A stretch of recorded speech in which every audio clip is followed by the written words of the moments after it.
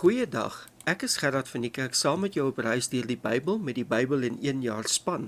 Vandag het ons die voorreg om Genesis 38 te lees en hierdie hoofstuk sien ons dat die Josef verhaal onderbreek word en vir een hoofstuk word daar nou gefokus op Juda en sy familie. En hierdie hoofstuk se hoofgebeure sentreer rondom Juda se huigelary en Tamar, sy skoondogter se verleentheid. Ons sien groot probleme in Juda se gesin raak, maar ook iets van die ironie van die herhaling van die boklam bedrog.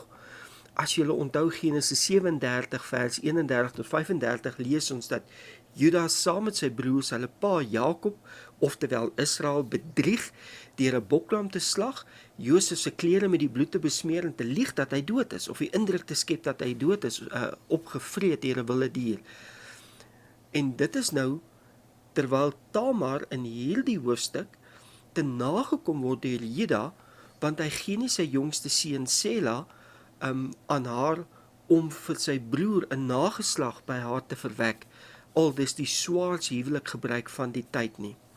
So Tamar maak haar reg op haar reg aanspraak op 'n baie sluwe wyse deur haar voor te hou as 'n prostituut. En in Genesis 38 vers 20 sien ons dan dat Juda sy vriend Gira van Adullam stuur om die prostituut by wie hy was en aan wie hy sy staf en sy seelring gegee het met 'n boklam te betaal, en dan kry hy haar nie. En dan later hoor hy Tamar is swanger en hy is hoogs verontwaardig omdat sy swanger is, want dit beteken sy het buite die huwelik opgetree en sy moet gestraf word. En dan sien ons iets van sy dubbele standaarde. Want hy as man kan vrylik omgaan met prostituie, maar nou dat Tamar swanger is, wil hy haar bykom. En dan natuurlik besef hy, maar hy was skuldig aan haar swangerskap, en dat sy opgetree het binne die reg van daardie tyd, want hy het 'n verantwoordelikheid teenoor haar gehad, as die pa van sy seuns, beide sy seuns, wat oorlede is.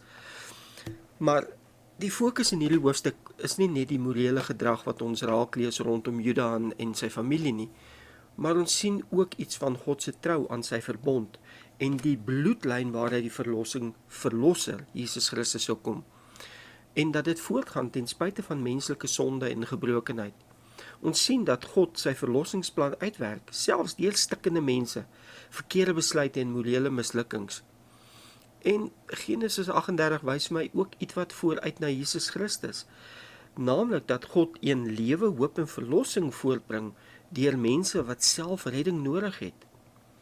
'n paar losstaande gedagtes rondom die teksgedeelte. Ek lees iets dat God geregtigheid en verantwoordelikheid baie ernstig opneem. Onthou, daar was in die Bybelse tyd 'n verantwoordelikheid vir die swaarste huwelik. As die man van die vrou oorlede is en daar is nie 'n nageslag nie, dan moet die broer van daai man by die vrou ingaan, 'n kind verwek, en daai kind sal dan geag word die oorlede broer se kind wees. En die rede was dood eenvoudig. Vrouens het nie enigsins 'n uitkoms gehad, versorging gehad ensovoorts en regte gehad in daardie tyd nie. En daarom praat God baie duidelik in sy woord oor die wese en die weduwees, waarna hy spesiaal kyk. En Jakob ontduik daardie verantwoordelikheid, want die oudste seun sterf, die tweede seun verwek nie 'n kind nie, en God tref hom omdat hy nie 'n kind by haar wil verwek nie. En dan natuurlik word Sela nou weerhou. En God bring dan die waarheid later aan die lig, en ek beleef iets dat sonde wat verdoesel word, kom uiteindelik na vore. Sonde is soos die waarheid, 'n kurkprop. Jy kan maar 'n kurkprop onder die water druk, maar op die ongemaklikste tyd gaan hy uitkom. Maar ek sien ook iets dat God die kwesbare raak sien. Tamar was 'n weduwee sonder beskerming of sekerheid, soos ek reeds genoem het. Die vrou se posisie was definitief baie sleg in daardie samelewing en in daardie tyd. En haar optrede hier is nie ideaal nie. Ek probeer dit nie regpraat dat sy haar voorgedoen het as 'n prostituut nie.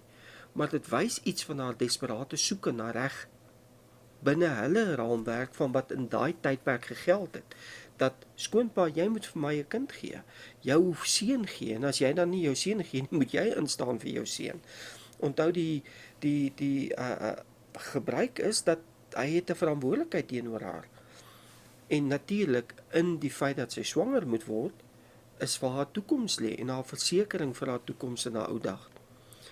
En ek beleef iets dat God se hart naby is aan die wat geen stem of beskerming het nie, ten spyte van die manier hoe sy optree.